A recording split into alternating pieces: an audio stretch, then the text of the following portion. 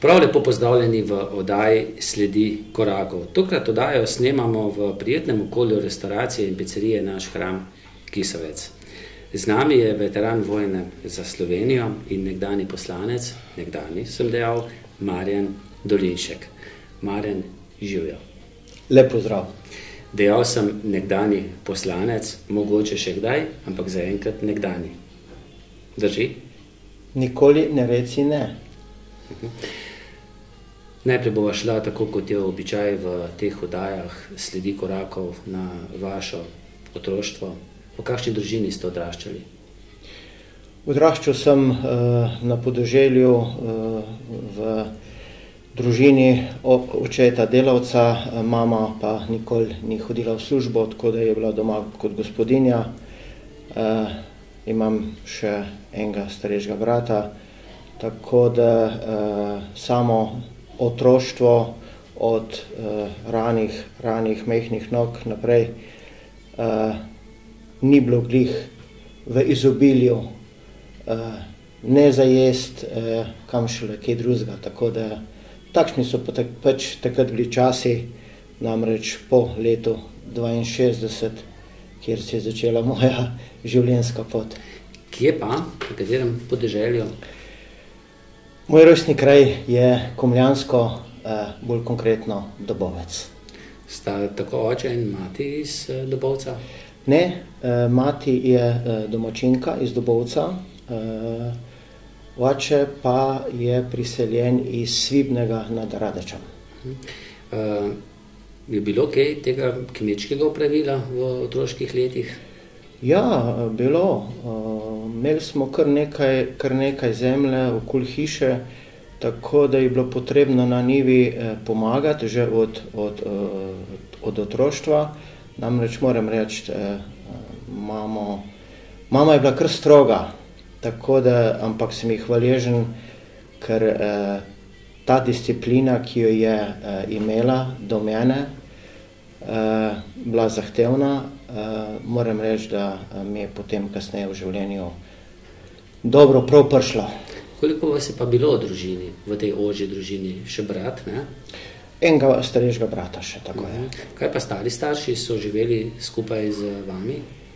Ne, malo nižje, na Dobovcu, zraven cerkve, je rodna hiša od moje mame, imenovano Pripust, kjer je včasih desetletja nazaj bila tudi gostilna, pošta in tako naprej.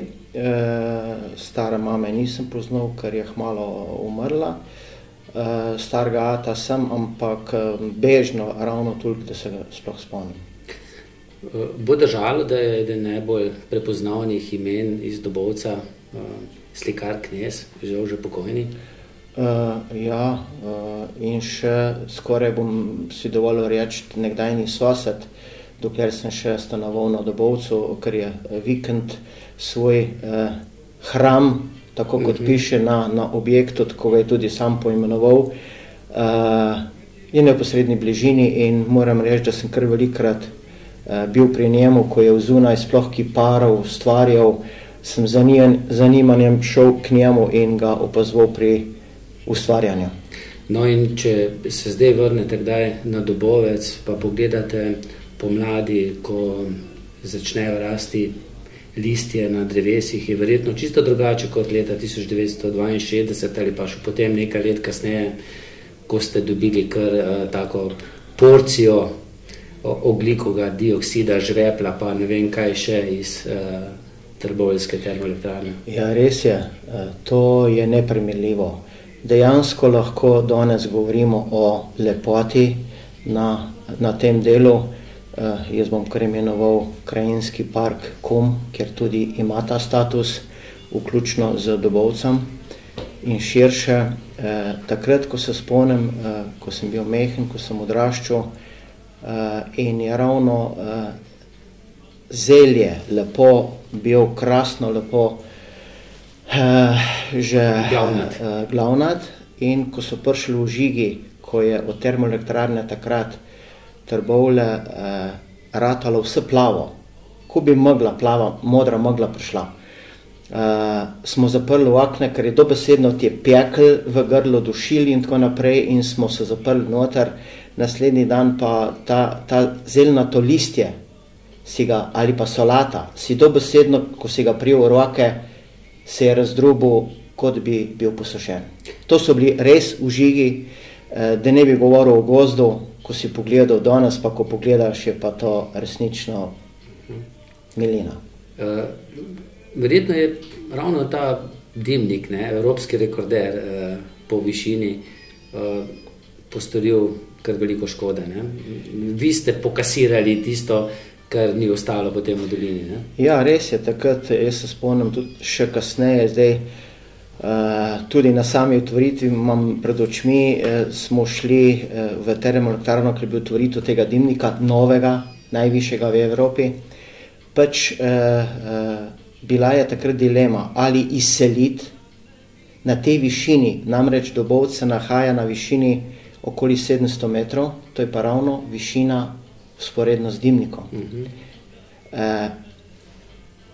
Dimnikom zdajšnjim, novim, ki je bil takrat zgrajen, vendar vemo, ko gradim, potem to ima še nekaj 100 metrov in takrat, če ne bi šli v nov dimnik, bi mogli in na drugi strani nad Trbovljami in pa komplet Dobovec dobesedno izseliti. Zato tudi, ker vemo, ta investicija ni bila mehna, so šli v to, ker je bilo resnično ogrožanje življenja in pa tudi A potem je bilo boljše? Seveda. Bili so še drugi onesnaževalci, kemična, cementarna, ampak ne v taki meri. Dobovec je najbolj, ker je neposredno v bližini dimnika, je bil za Dobovec glavni onesnaževalec. Kako je bilo pa z obiskovanjem osnovne šole? Je bila na Dobovcu 8-letka takrat? Ne, ko sem jaz začel šolo hoditi, ni bila več. Nekaj let prej že je začel voziti šolski avtobus imenovani, čeprav ta avtobus ni bil avtobus, tako je, mi smo pa bili vozači.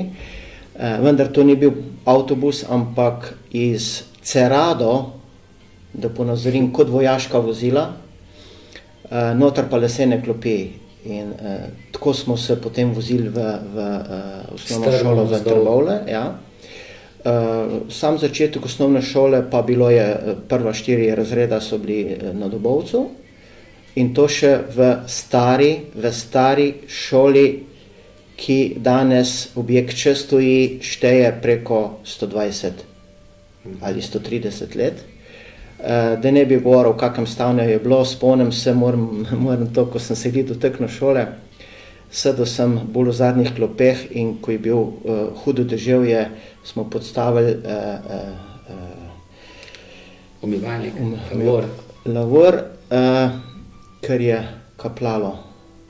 V takšnem stanju je bil takrat objekt, tako da čez nekaj let kasneje se je pa potem tako zgradila nova osnovna šola. Sama pot do Trbovlj, po tej strmi poti, jaz vem, kako se trudijo kolesari, da pridejo na Dobovec, tudi tekači, sam sem tudi to preizkusil, vem, kako strmo je. Ste šli velikokrat tudi vi peš, recimo po zimi, ko še cesta ni bila splužena? Ja, zdaj do zaključka osnovne šole bom rekel, sem zelo malo, ker pač je bilo do Trbovlj kar nekaj kilometrov peš, pač pa tudi nisem imel dovoljenja od staršev, da bi šel kar tako neki sam. Potem pa, ko sem začel hoditi v srednjo šolo v Trbovlje, v ekonomsko, je pa bilo to tako, da en teden smo imeli pouk dopoldne, en teden popoldne. In ko sem imel popoldne, 4 leta je to bilo, sem normalno, okoli 11. ure sem šel peš v dolino, do železniške postaje, kjer sem šel na avtobus potem in pa do gimnazije naprej. V vsakem vremenu? V vsakem vremenu, zima, dež, sonce. Zvečer 6, 7, ko se je pouk zaključil, spet z avtobusom do Želeniške postaje, potem pa pot pod noge in veselo domov na Dobovec. Sva tam nekje istih let, ampak kako se je življenje spremenilo takrat, tudi kar se tiče onesnaževanja, potem javnih prevozov, pa potem tudi oskrba v osrednjih šolah, ne. Tako da lahko rečemo, da tudi za samostojno Slovenijo smo veliko pridobili. Ne. Tu se bom pa potem navezal na drugo temo, kjer ste pa še kako aktivni bili. No, vsekakor, tudi če kdo je drugačnega mišljenja, spremembe v 27 letih nič pa dan. Ne moramo nobene primerjave delati, resnično je Slovenija doživela napredek, razcvet bom imenoval, premalo smo ponosni na to našo lepo domovino, vidimo samo, da je vse narobe, pa ni vse narobe. Vse tega se bova še dotaknila, prej morava pa še zaključiti šolo, torej po ekonomski šoli ste si poiskali službo, ste šli še naprej v šolo? Ne, po srednji šoli sem takoj se zaposlil, najprej začasno v termoelektrarni Trbovlje, v računovodstvu. No, čez 2-3 mesece potem pa sem dobil službo za nedoločen čas na Rudisu v Trbovljah, kjer sem bil 5 let, dobrih 5 let v službi na Rudisu. Vmes pa tudi verjetno še na služenje vojaškega roka? Vmes, tako je, po dobrih pol leta sem šel na služenje vojaškega roka, ga odslužil, se vrnil nazaj na Rudis in potem nadaljeval službovanje na Rudisu.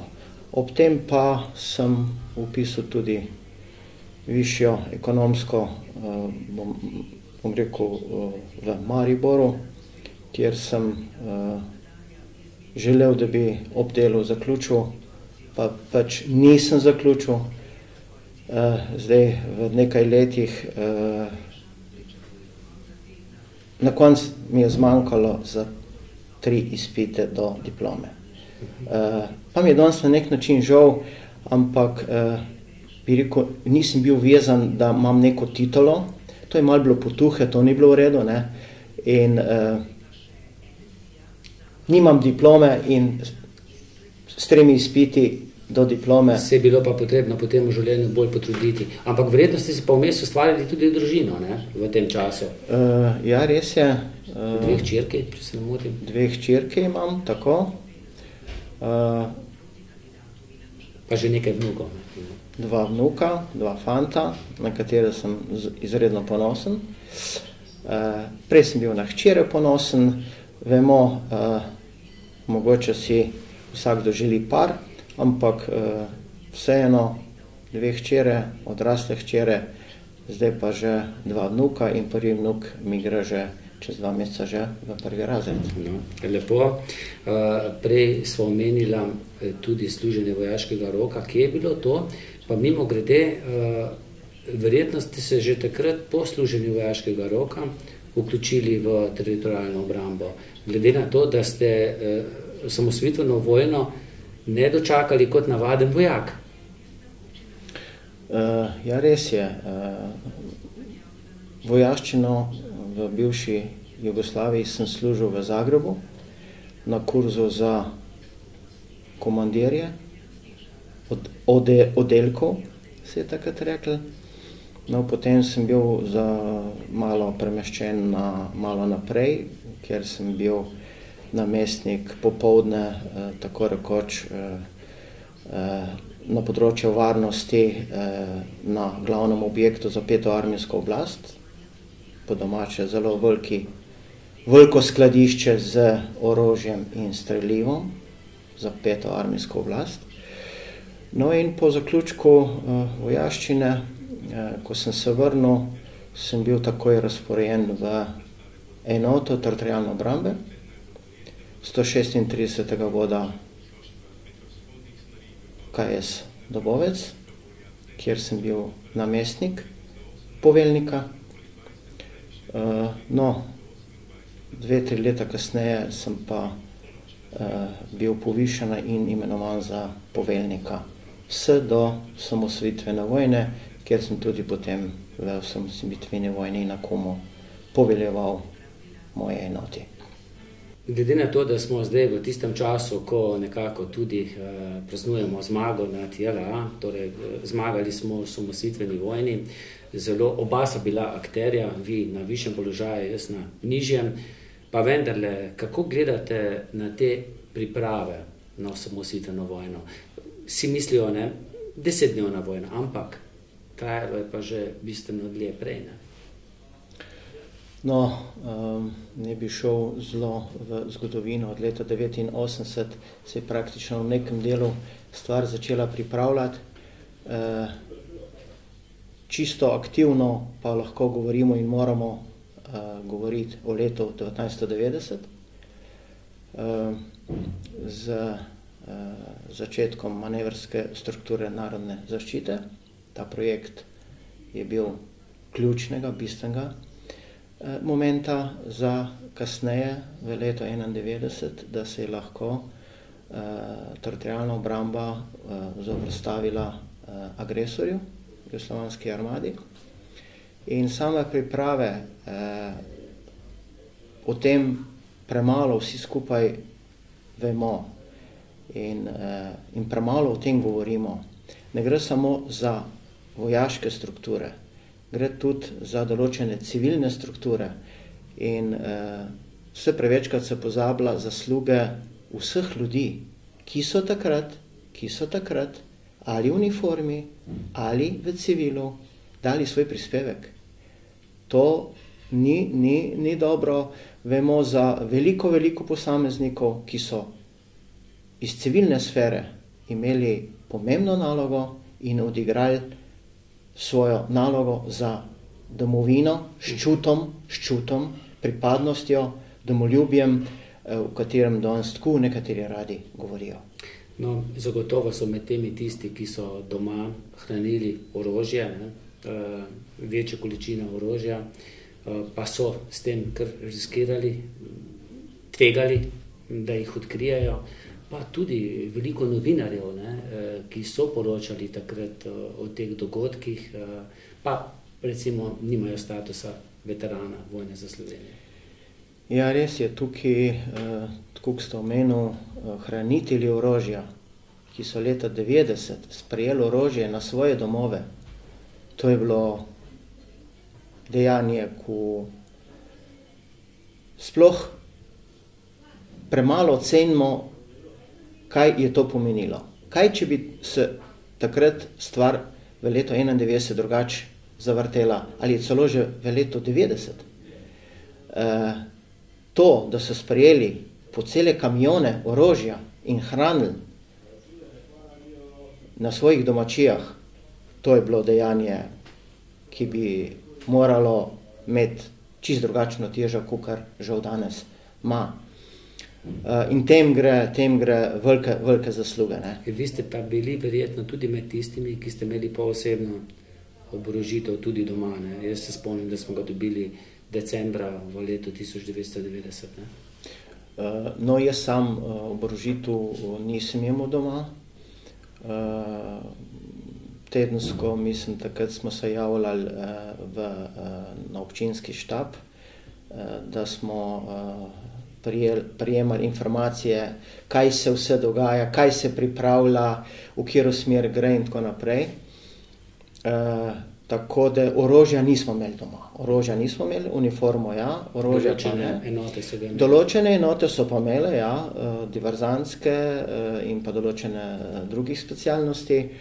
Tako da tudi za te pripadnike, če pogledamo, vemo, smo bili vsi mladi takrat in otroci doma in imeti orožje, ga skrit, da ne bo viden.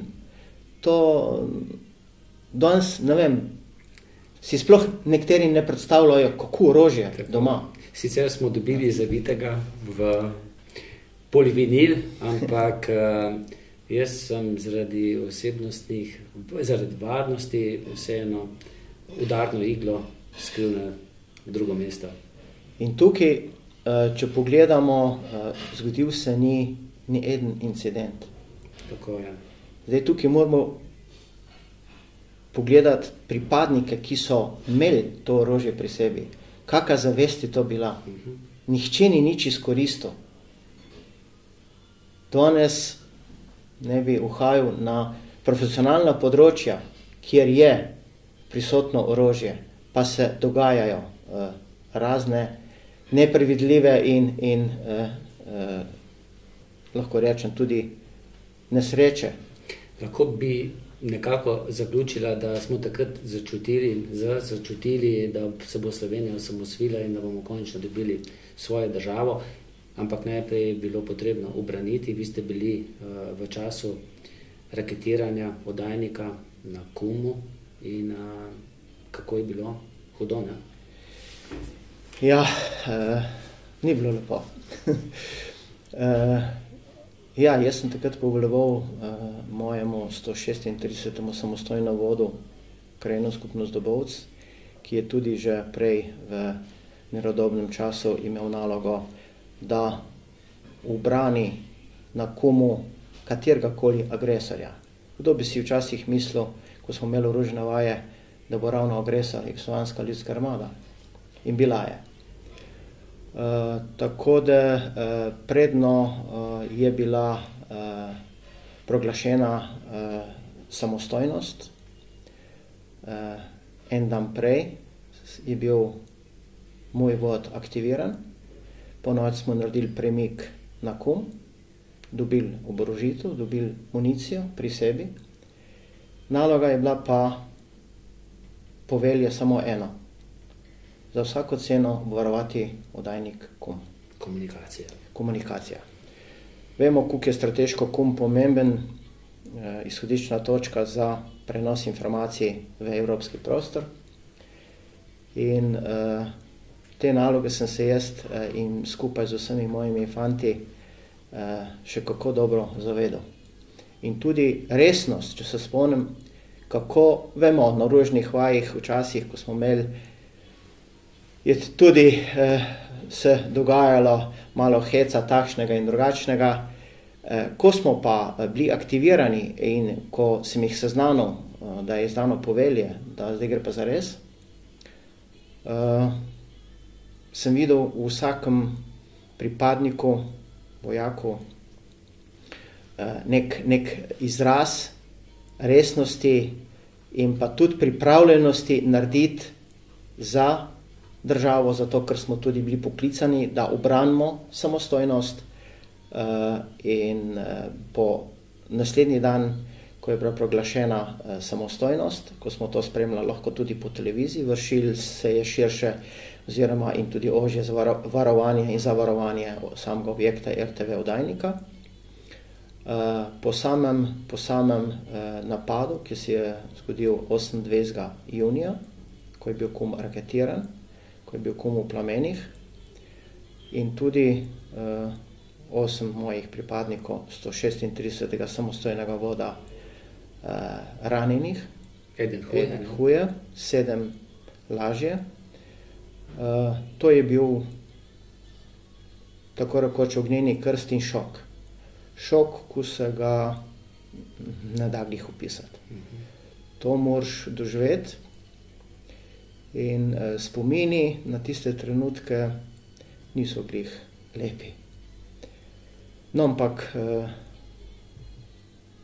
zgodilo se je in takrat vsem nam, tudi enota, ki se je potem na sam dan napada tekom dopoldneva pridružila, to je protiletalska lahka baterija, ker smo skupaj ta napad doživeli,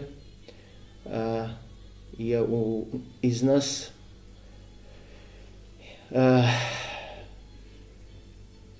vela ena jeza, nemoč. Vemo, nismo imeli tehnična sredstva na takem nivoju in primerna, da bi se lahko soprstavili.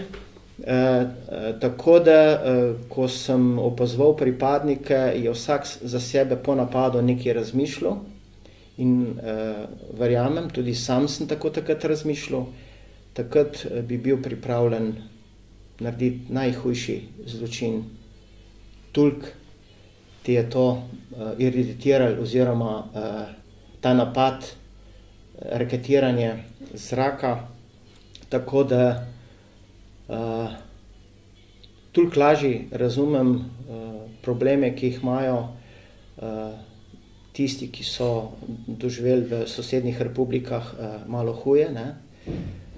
Da imajo danes takšne in drugačne psihične probleme. To je pa vojni sindrom in hvala Bogu, da v Sloveniji ni bilo v takem obsegu, kot je bilo potem kasneje nižje. Dva napada sta se zgodila, ne? Dva napada. Prvi napad 28. junija, drugi napad pa 2. julija. Takrat pa ste streljali, ne? Tako je, ja. In en avion očitno je bil tudi v nekem delu zadet, ker se je kasneje našla kupola od aviona, ki je pilot odvrgel, kar pomeni, da je v kabini ga dušilo, se pravi plini in tako naprej, tako da in pa tudi potem se je še 2-3 meseca širše varovalo sam oddajnik. Je pa ves čas deloval oddajnik? Po prvem napadu je oddajnik bil onesposobljen.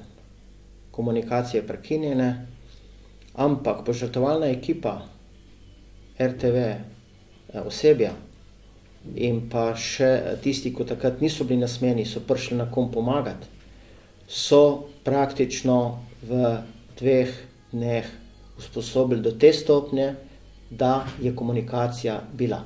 Da so šle lahko novice spet v svet. Tako je. In tukaj se je spet dokazali pa pokazali to pripadnost do takrat te naše zgodbe v procesu osamosvajanja. Oba sva torej tudi aktivna pri veteranih vojne za Slovenijo. Vi ste bili celo nekaj časa, mislim, da 2 mandata, predsednik zasavskih veteranov. Krono ste nekako vzeli po Matjažu Piškolju, če se ne motim. No, jaz sem sam delno aktiven tudi pri Združenju za vrednote slovenske osamosvojitve. Tu prihaja dostikrat malce do nasprotovanj, ampak tisti, ki je v srcu veteran, ki je res pravi veteran, potem ga niti ne moti, ne, če je kdo član obeh, ne, če misli iskreno. Res je. Meni je žal, da že takrat v ustanovitvi leta 1993 so nastale 2 veteranske organizacije. Modra linija, zelena linija. Čeprav ta pestrost, ta barvitost je lahko tudi dobra. Modra, torej mislite sever in sever iz policijskih vrst in pa zelena linija, se pravi teritorialna obramba in ostali delno tudi civilni del, ki je imel določene zadolžitve takrat. Z ustanovitvijo za vrednote slovenske osamosvojitve je očitno prišlo zaradi določenih gledan na svoj način, kar je čisto legitimno. Tudi znotraj in ene in druge organizacije in sever in za osamosvojitveno vojno imamo različne poglede. Vendar mislim, da skupno mora biti eno, to pa je vrednote iz leta 1991 in celoten proces pa ne more biti različen. Tukaj mislim, da smo lahko na skupnem imenovalcu vsi, ne oziraje. Zdaj, da se pa vsak svojega zornega kota gleda, kakor če bi jaz rekel za kum, da je bilo tako, nekdo drug, da je bilo čisto drugače, tle nastanejo potem pa problemi. Ampak moje stališče je naslednje. Tisti akteri, ki smo bili na določenih točkah, vemo, kako je bilo. Jaz ne morem soditi, kako je bilo v Ljubljani, kako je bilo v Celju, ali na Primorskem, ali na Koroškem. Drugi pa ne morejo vedeti, kako je bilo na komu, če ni bil nekdo zraven. Tako da to jaz pogrešam, jaz pravim, vsak, če je bil prisoten, potem tist ve in tist lahko izpove dejstva, kakšna so bila. To mislim, da je bistveno in jaz verjamem, da marsikaj se je že tudi razčistili, da se bo še tudi kaj, če je še kakšna stvar, dilema odprta. Že prej ste omenili, da smo v teh letih samostojnosti veliko dosegli. Torej, če bi bilo še enkrat potrebno iti ali pa se odločiti, bi se verjetno podobno odločili. To, kar smo dosegli, je dobro, lahko bi bilo boljše. To je pa tudi res. To je vedno. Nihče ni popoln, nikoli ne narediš dosti dovolj vsega. Stvari, ki pa so se zgodile, pa mislim, da moramo biti zadovoljni, ponosni na vse, kar se je zgodilo in samo negativno razpravljati, razmišljati in tudi gledati, pa ni za katergakoli v naši ljubi domovini Republiki Sloveniji, pa ne prinese nič kaj produktivnega. Tako da jaz mislim, da smo lahko zelo ponosni, vsi v Sloveniji imamo krasno domovino, barvito, to nam tujina mora očitno večkrat povedati, sami pa žal ne vidimo ali pa nočemo videti. Ampak jaz verjamem, da tudi prihodnje generacije bodo s tem, da zato bo treba še nekaj narediti. Tudi preko sem omenil domoljubje, bo potrebno za to nekaj narediti, samo ni nič. Samo govoriti, potrebno je z aktivnostmi, tako v izobraževalnem procesu, kot tudi drugače, je potrebno mlajše in mlade vzgajati. Slovenci smo kritični do svoje države, kritični smo, nekateri, ne govorimo o svojem imenu, do Evropske unije, kritični do organizacije NATO, nekateri, recimo Levica, pravi, da bi bilo kar dobro, da izstopimo iz NATO. Kako pa vi na to gledate? Meni se zdi to med večjimi dosežki, da smo tako v Evropski uniji kot v NATO. No, potrebno moramo vsi nekaj vedeti, Slovenija je majhna država. Če bi bili nevčlanjeni v zvezo NATO, kakšen potenciale bi mogli imeti, da bi lahko zagotavljali, pa še to je vprašanje, glede na današnjo tehnologijo na področju obrambe naše domovine. In ta odločitev 2004 za vstop v NATO, mislim, da je bila edina prava pot. In v Evropsko unijo. In v Evropsko unijo, ko govorimo o kolektivni obrambi, kajti posameznik, vemo tudi drugače, nič ne more sam narediti. Danes smo pred velikimi izzivi v Evropi, med vsemi članicami, ko se srečujemo z novimi grožnjami, govorim o migrantski problematiki. In biti sam, ti si usojen na propad in na neljube zaključke. Kajti enega drugega rabimo. Jaz mislim, da je potrebno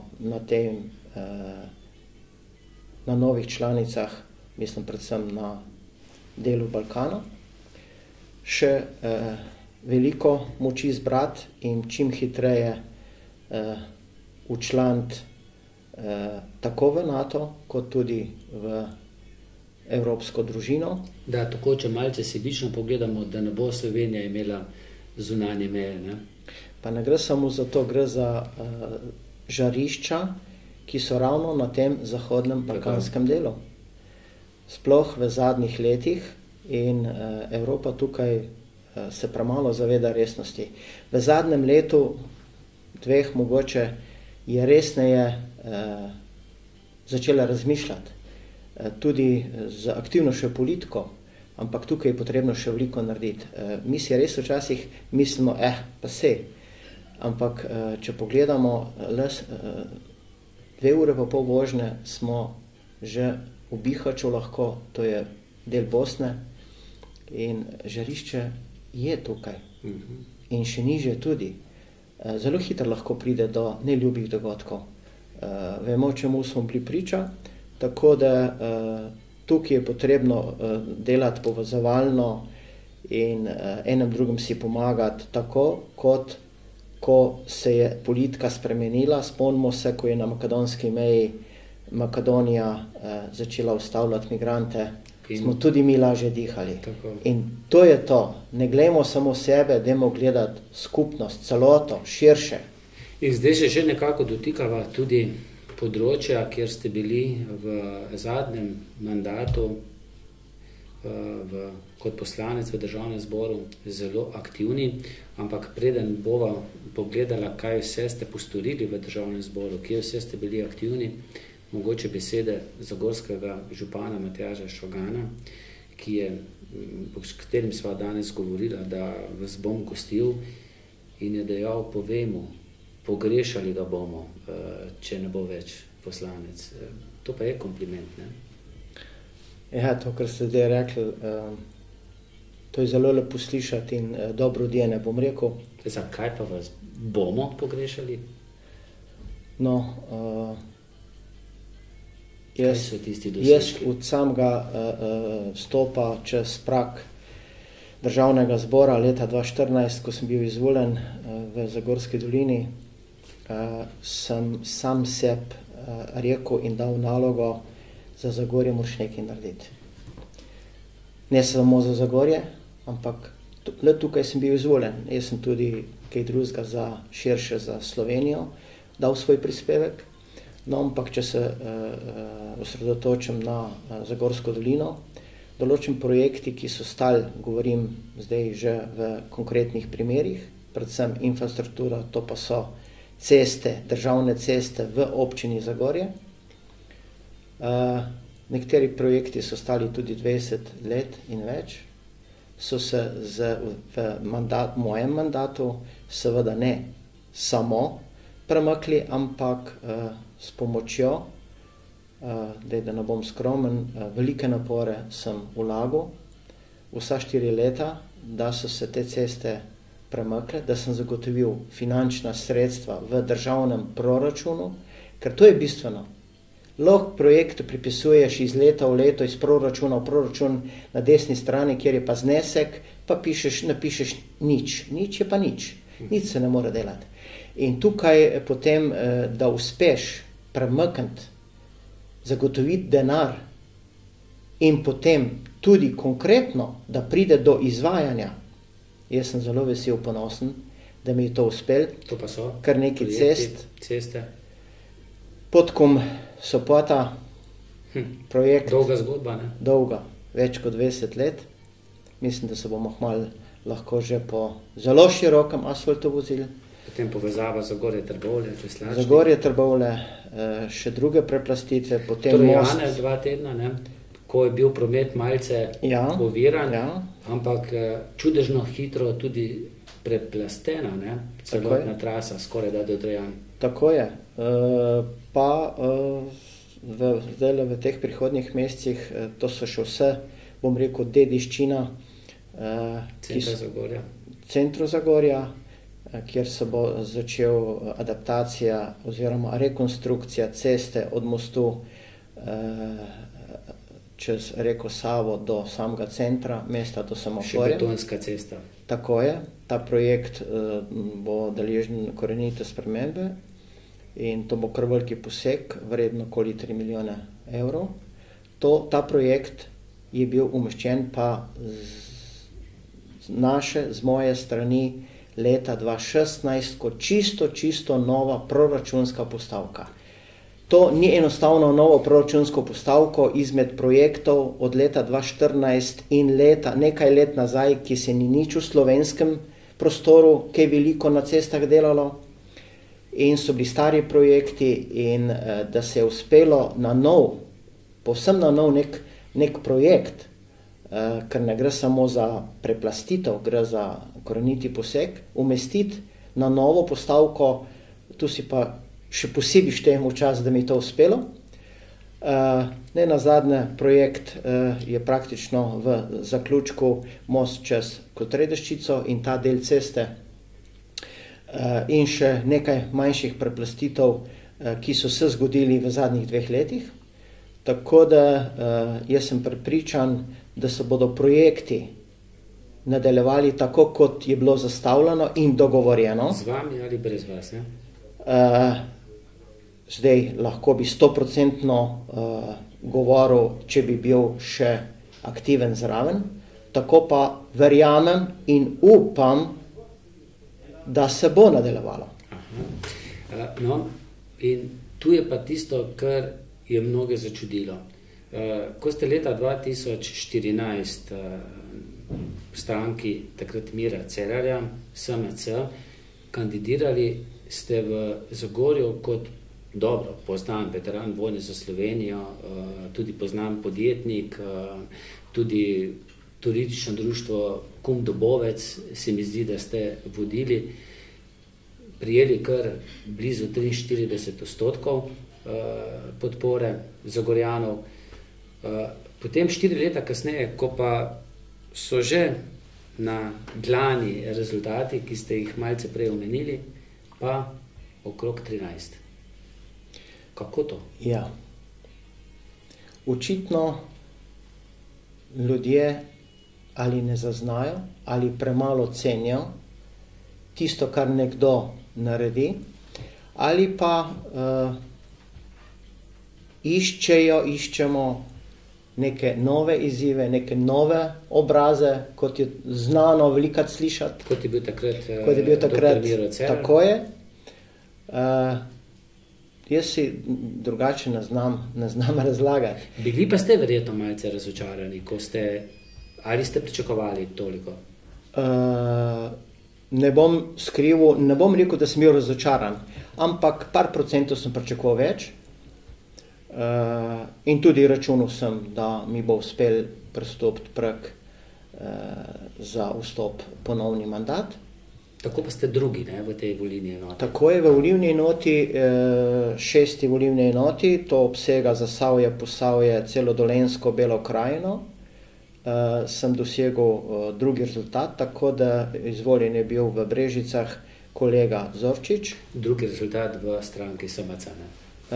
Ne, v volilni enoti, to, kar sem naštel. Drugače pa sem dosegel 5. rezultat od 10 naših poslancev, ki pa so bili izvoljeni. 5. rezultat, vendar ta volilni sistem je takšen, kot je. Volivci odločijo, sistem je obstoječi, jaz pravim, neprimeren. Tukaj ne daje možnosti dati glas ali preferenčni, se pravi neki osebi, ampak te izračuni potem... No, vse po drugi strani pa, če vi s 13% niste prišli kot član SMC-ja v državni zbor, nekateri recimo tudi s 30% ali pa 26% pri zmagoviti stranki SDS niso prišli v državni zbor. Ja. Ne? Tako da verjetno bo ta ekipa državnega zbora morala zagristi tudi v korekcije volilnega sistema. Jaz mislim, da takoj po konstituiranju bo potrebno to ugrizniti. Tudi mi smo želeli pripraviti 5 sprememb zakona povsem na začetku. Sam kaj je zanimivo? ko smo se resneje začeli in hoteli pogovarjati kot pobudniki za te spremembe okoli volilne zakonodaje, tako na lokalnem kot na državnem nivoju,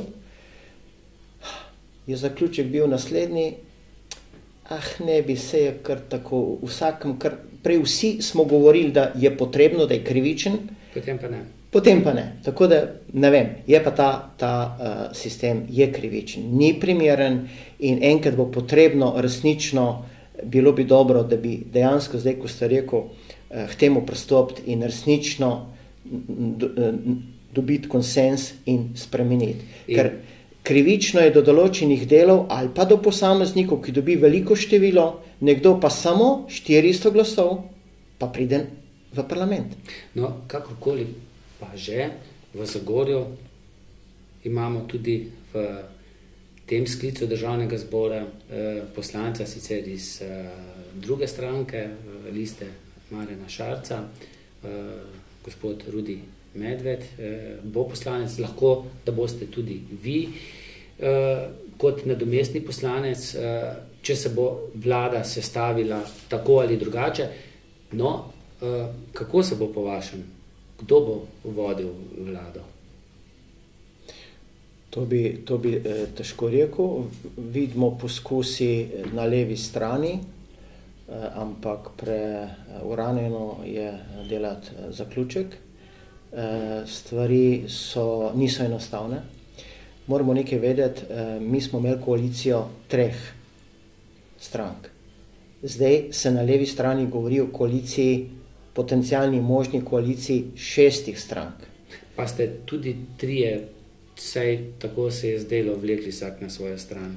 Bolje šlo proti koncu. Preveč je egotov, žal premalo se gleda širino, celoto, kaj je dobro za državo, kaj je dobro za ljudi. Ko pride do določenih projektov ali do določene tematike, ta prvo vsak pogleda samo sebe. To moram reči, da je velikokrat zmotilo, da se ne gleda za ljudi, kar je dobro za ljudi. No, bom pa vprašal, kaj je pa za vas dobro, kaj vi menite, da je za vas dobro in da je tudi za Slovenijo boljše, da vlado, novo vlado sestavi zmagovalec, relativni zmagovalec Janez Janša, ki ima že izkušnje vodenja vlade, ali da vlado vodi, recimo, pa sestavi dosti manj izkušen Marjan Šarec, ali pa da to možnost dobi nekdo izven tega političnega spektra, mogoče kakšen uspešen gospodarstvenik, ki bi povezal nekatere močnejše stranke skupaj. Moj pogled na to je naslednji. Če kot se do zdaj kaže relativni zmagovalec SDS na čelu z gospodom Janšatom, po matematiki ne more dobiti 46 glasov, čeprav je bil zmagovalec na volitvah, potem je prav, da gre za poskus na levi strani. Vendar, jaz bi še malo razširil in sicer čas teče, jaz mislim, da se nihče ne želi novih volitev, pa da bomo še nekaj mesecev stran vrgli, namreč pozabljamo, evropski denar, črpanje stoji, ker dobro, vlada, ki upravlja začasne posle, je že, vendar pa nova vlada, katerakoli bo, mora resno začeti delati, začeti z novimi projekti. Leto se je preveslo v drugi del, drugo leto, kakšne projekte, če ne bomo zdaj začeli na projektih delati in kako bomo črpali evropska sredstva? Vse bo šlo spet mimo, izgubili bomo 1 leto. In iz tega zaključka, če si ga naredim od samega začetka, bi bilo treba v to smer tako razmišljati, kar je dobro, kar smo že prej obdelala, kar je dobro za ljudi in za državo, našo državo, Republiko Slovenijo, neko širšo koalicijo. Ne zdaj, ali desna, ali je, pa tudi, mogoče bi bilo pa tudi v to smer za razmišljati, da nek močna osebnost iz gospodarstva prevzame, bi rekel, kot neka tehnična vlada, ne toliko politično gledati. Mene to moti, ko preveč osko... Omenjal se je že pred volitvami direktor Krke, ne? Gospod Colarič. No, koliko je na tem bilo je za medijih... Ampak on je eno tako odmevnejših prepoznavnih imen. Ja, jaz bi bil takoj za to. Ampak še enkrat pravim, mi moramo gledati širše, kar je dobro za ljudi. Ne smemo gledati levo, desno. Mene ne bi tudi nič motila velika koalicija, pa naj bi to bila desno-leva. Vse smo v nekem smislu, smo jo imeli leta 1992 v času gospoda pokojnega Janeza Drnovška. To je bila desno-leva koalicija. In mene ne bi nič motilo.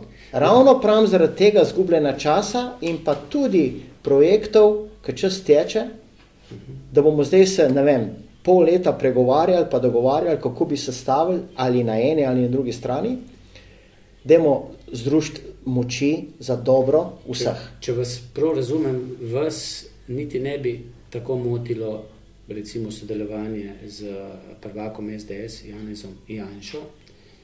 Verjetno, čeprav mislim, tudi zaradi tega, ne, ker kolikor vem, kolikor poznam tudi prejšnje poslance SDS, ste bili vi nekak vezni člen, vi ste se veliko pogovarjali tako z levimi kot z desnimi v državnem zboru. Niste odklanjali pogovora z nobenim. Mislim, da ste mi dejali, da je bil Janez Janša da ste bili eden redkih sogovornikov, ne? Da ste se z Janšo lahko redno komunicirali. Ja, tukaj v osnovi naju veže prvič veteranstvo. Moram reči, da je bil tudi prisoten na pogrebu mojega vojaka, ki je umrl nekaj let kasneje, Ivan Starina. Se je takrat udeležil pogreba, prišel v mojo vas Dobovec. Jaz mislim, da tukaj ne smemo drugače gledati. Moje načelo pa tudi, ko sem stopil v politiko, jaz se pogovarjam z vsemi, ni noben problem, spijem kavo ali kaj drugega, s komorkoli. Imamo pa vsak svojo partijo, v narekovajih bom rekel. Jaz imam SMC, na drugi strani SDS, tradicionalna najstarejša stranka od leta 1991 in tako naprej. In mene ne moti. Zato smo se tudi borili. Točno tako. Mene ne moti, moramo pa imeti, ta prvo osnovno je, kar pa mislim, da pa mora biti prisotno, spoštovanje enega drugega. Tako. In to je tisto bistveno. In jaz mislim, da za mizo se da marsikaj dogovoriti in tudi doreči, in je pa potrebno napore. Vas, če ne boste poslanec, mika, ne vem, županska funkcija? No, o tem je še prehiter za govoriti. Ta prvo bom malo zdajle počil. Boste izkoristili poletne počitnice? 6 mesecev nadomestila? Tako je. Bom izkoristil, namreč sem v takih letih, da sem že med težje zaposljivimi osebami. Če bi pa zaposlitev zdaj v tem mesecu ali pa naslednjem mesecu dobili v kakšni državni firmi, bi bilo pa spet? Ja, verjetno bi mediji pisali, kako mogoče celo spet naslov koruptivnost, tako kot je nekega leta, ko sem bil poslanec. Tako kot bodo pisali tudi, če boste 6 mesecev prejemali nadomestilo. Tako, za koliko prejemam in da ne iščem službe. Normalno, jaz bom službo iskal, ker mi manjka še dobre 3 leta in nekaj bo potrebno delati. Tako da sem pa optimist, tako da počasi. Ste že bili kaj na dopustu? Praktično sem ravno na odhodu, da se malo spočijem. Smo vas še ujeli doma? Ravno zadnji dan. Jaz rad grem Hrvaško Dalmacijo, kljub vsem sporom, ki jih imamo, oziroma bolj kot ne jih ima verjetno politika, tudi okrog arbitražnega sporazuma, odločitve arbitražnega sodišča. Kje boste pa vi dopustovali? Bomo ravno tako na hrvaški obali, to pa iz preprostega razloga, iz razloga varnosti.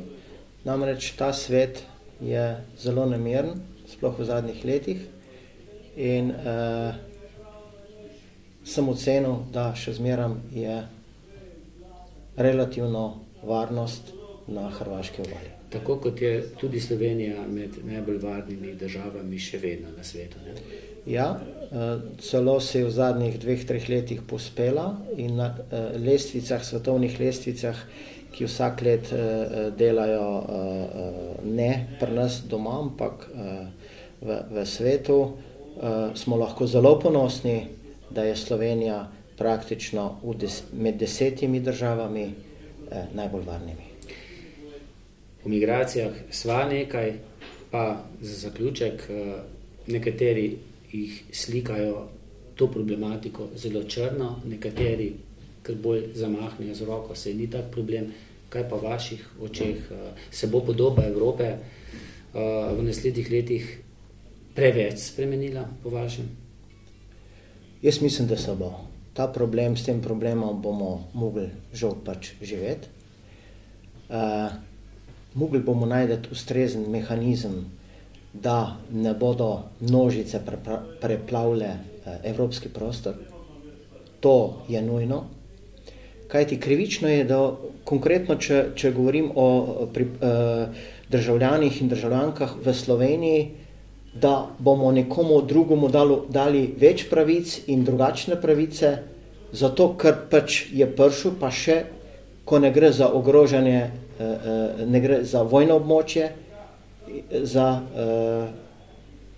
migrante, ki prihajajo, gre v večji meri za ekonomske migrante. Tako da tle sem jaz zagovornik zelo ostre tako zakonodaje, kot tudi ukrepanja pri teh postopkih, ko prihajajo migranti, tudi ko zaprosijo za razne dovoljenja ali za bivanje, za politični azil ali drugačen. Mislim, da tukaj se mora vedeti, kaj in kako, in tle Evropa vse premalo resno stvar jemlje. Jaz sem bil soočen na velikih konferencah, ko sem bil v stalni delegaciji, ko sem potoval po svetu kot član delegacije NATO, kjer smo to tematiko v zadnjih letih obravnavali.